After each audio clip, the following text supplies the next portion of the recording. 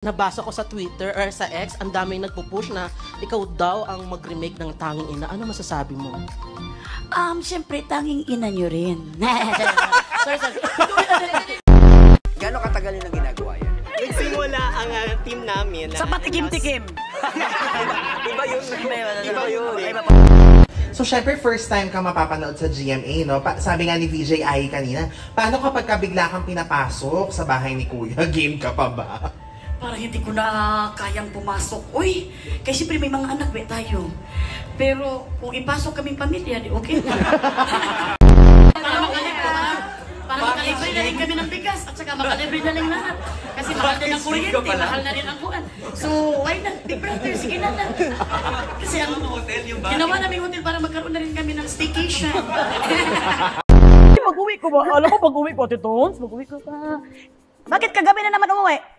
Natanggap ako sa PBB. Magsinungaling ka pa. Yung mukha mo matanggap sa PBB. Binugbog pa ako, Titons.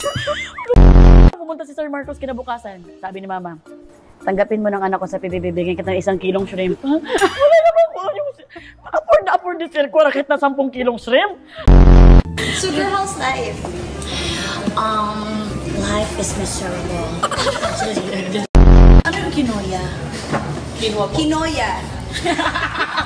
Hindi ko kinoya. Ako nagigigil ko. Dito talaga ko nilagay. Kasi galing siya sa PBB, si Koya. Tinatago ko lang kasi pagka-social ko, pero social talaga. Hindi nga. Where were you born? My parents raised me in the... How do you feel about attending to AAA? Attending to AAA is a very honor. I feel like I am the first honor, a valedictorian in attending in AAA. If someone question why I have award, don't worry, I question too. I just received award all of my life from my mother and father every time they're angry to me. Tonight, my heart is very the best. I think because because of God moves in mysterious ways and it is because of the